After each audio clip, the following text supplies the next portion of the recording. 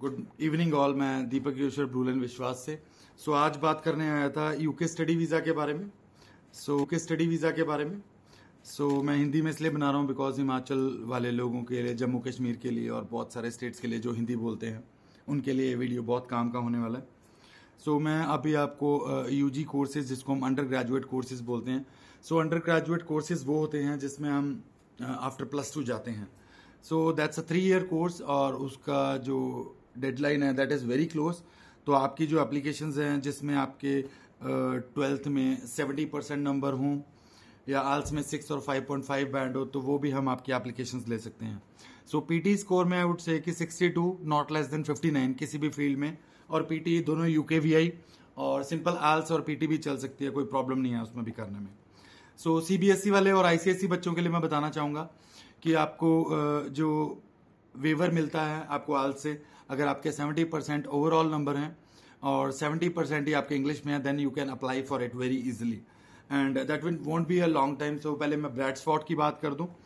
Bradford की बात करें तो जैसे हम लंदन से लुटॉन जाते हैं, then Coventry, Nottingham and Leeds के पास पड़ता है ये।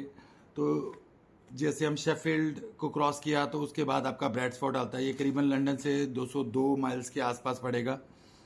एंड अगर मैं ट्रांसपोर्टेशन की बात करूं तो it will approximately to take about 3.25 घंटे के आसपास आपको लगेगा वहां पहुंचने में।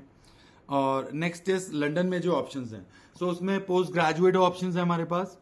Post graduate is after graduation.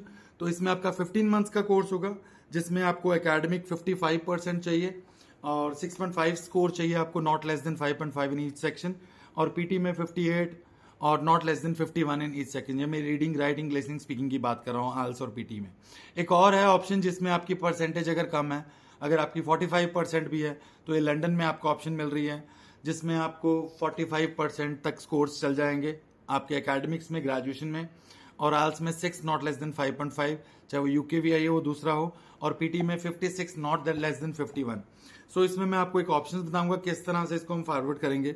Offer letter that will take approximately 12 working days. तो मैं ये थोड़ा वर्किंग डेज का आपको समझा दूं। Saturday Sunday are not counted as working days and इसको इस तरह से समझें कि करीबन 16 दिन के आसपास, अगर working days, non working days भी बीच में लगाएं अगर कोई सरकारी छुट्टी नहीं होती। और साथ में ही आपका उसके बाद ऑफर लेटर आ जाता है 12 दिनों में। उसके बाद आप एक इंटरव्यू कंडक्ट होगा करीबन 10 दिनों के बीच में, और उसके बाद जैसे ही आपका इंटरव्यू क्लियर होता है तो then we can go for cash. और ऑफर लेटर के बाद आपको फीस डिपॉजिट करना होता है, वो भी एक परसेंटेज है जो आपने पे करना है, करीबन you would say 30 to 40% of the fees जो भी आपका होता है कॉलेज यूनिवर्सिटी का। और उसके बाद आप अपना कैश इशू करवा सकते हैं। तो कैश को करीबन 7 वर्किंग डेज के आसपास ही लगेंगे।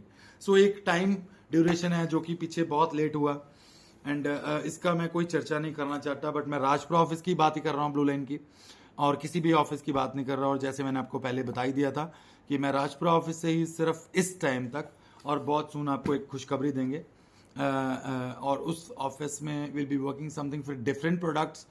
मेरे पास एक और ऑप्शंस भी हैं बैंकिंग के लिए। कईयों के पास बैंकिंग का एक्सपीरियंस हो, ये मेरे को जेन्युइन चाहिए, कोई इसमें डुप्लीकेसी ना हो, आपकी कम्युनिकेशन स्किल्स बहुत अच्छी हों, तो आपको मार्केटिंग का जॉब मिल सकता है यूके में। दैट इज अप्रॉक्सीमेटली 24,000 पाउंड्स के आसपास। तो आई वुड से करीबन 24 लाख एक साल के आसपास का आपको ऑप्शन मिल जाता है। तो ये भी आप एक ऑप्शन चूज कर सकते हो जिनका बैंकिंग में एक्सपीरियंस है और ये स्कॉटलैंड में है। तो मेक श्योर आप इसको गूगल में सर्च कर लें कहाँ पे लोकेशंस हैं कि अगर आपको सूट करते हैं। तो इन सारों में मैं दोबारा से इसका समरी दूं तो अंडर ग्रेजुएट कोर्सेज ब्रैडफोर्ड में, और पीजी कोर्सेज और PG extended. PG is for 55% और जिनका 45% के आसपास है, 45 से नीचे नहीं उनका परसेंटेज है, तो उनको पीजी एक्सटेंडेड कोर्सेज मिल जाएगा। वो 15 मंथ्स का कोर्स है जो आप चूज कर सकते हैं। Any kind of queries you have, you can call at our numbers 9780630000 and 9032890328। तो करीबन 12 बजे के बाद आप कॉल कर सकते हैं इन नंबर्स पर रिलेटेड टू दैट। और मैं इनका स्टडी वीज़ाज़ का आपको एक दूसरा नंबर जनरेट करूंगा बहुत सुनर। एंड किसी भी सिनेरियो में कोई भी लोग जो हमारे पास आते हैं, that becomes my duty to handle them all. आपका मैं दुख समझता हूँ, आपका मैं परेशानी समझता हूँ, एंड जहाँ तक मेरे पास से खड़ा रहा जाएगा then I definitely stand with you, that is my promise to you. And हम उन लोगों के साथ किसी के साथ भी नहीं होंगे चाहे वो मेरा कोई स्टाफ भी था जिसने आपको परेशानी किया, तो नेक्स्ट टाइम मैं उसके लिए आपसे क्षमा मांगता हूँ और नेक्स्ट टाइम ऐसा कोई प्रॉब्लम नहीं आएगा and I take care of my duties and कैसे आपको हैंडल करना है. So thank you so much guys, take care, छब्बा खैर.